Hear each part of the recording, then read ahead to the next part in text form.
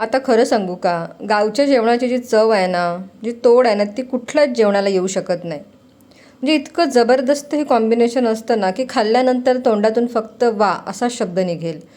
तर नमस्कार, मी संगीता, फूडी संगीता चॅनलमध्ये तुम्हा सगळ्यांचं खूप स्वागत करते. तर आज आपण अगदी गावरान बेत करणार आहोत, कांद्याची पात आणि त्याच्यासोबत ज्वारीची भाकरी. तर काय करायचं, हिरवीगार कांद्याची पात घ्यायची, स्वच्छ धुवायची आणि मग ती चिरून घ्यायची. खरं तर भाजी एकदम साधी आणि सोपी आहे. आता अशा प्रकारे सगळी कांद्याची पात चिरून घेतली आहे. लगेच फोडणी द्यायची. तेल गरम झालं की तेलामध्ये चिरलेला लसूण टाकायचा.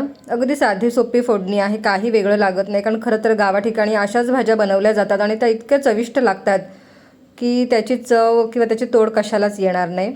आता वरून धुतलेली कांद्याची पात टाकायची, मीठ, लाल तिखट आणि स्वच्छ धुतलेली मुगाची डाळ टाकायची. आता मुगाच्या डाळीऐवजी तुम्ही कोणतीही डाळ वापरू शकता जी तुमच्याकडे असेल ती, म्हणजे अगदी तुरीचीही चालेल आणि मसूरचीसुद्धा चालेल. आता हे सगळं मिक्स करून घ्यायचं आणि फक्त मोजून 5 मिनटं झाकण ठेवायचं आहे. इतकी छान ही भाजी लागते ना, की तुम्ही ही भाजी बनवून जर खाल्लीत तर तुम्हाला गावची आठवण नक्की तुमच्या येणार म्हणजे येणार. आणि ह्याच्या म्हणजे अगदी शिजायलाही फार कमी वेळ लागतो. म्हणजे फक्त 5च मिनटामध्ये, मोजून 5 मिनटामध्ये ही भाजी शिजून तयार होते. तुम्ही झाकण ठेवून शिजवली तरी चालेल किंवा झाकण न ठेवता शिजवली तरीसुद्धा चालेल. म्हणजे इतकी झटपट बनणारी भाजी आहे ना. आणि तुम्ही ह्याच्यासोबत जर ज्वारीची भाकरी बनवून खाल्लीत तर म्हणजे अगदी खूप बेस्ट कॉम्बिनेशन होऊन जाईल.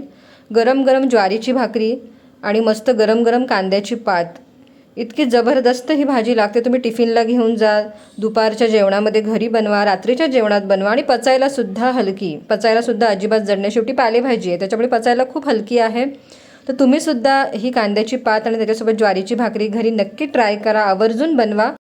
तर तुम्हाला आपल्या या गावरान भाजीचा रेसिपीचा व्हिडिओ जर आवडला असेल तर व्हिडिओला एक लाईक आणि चॅनलला सबस्क्राईब नक्की करा.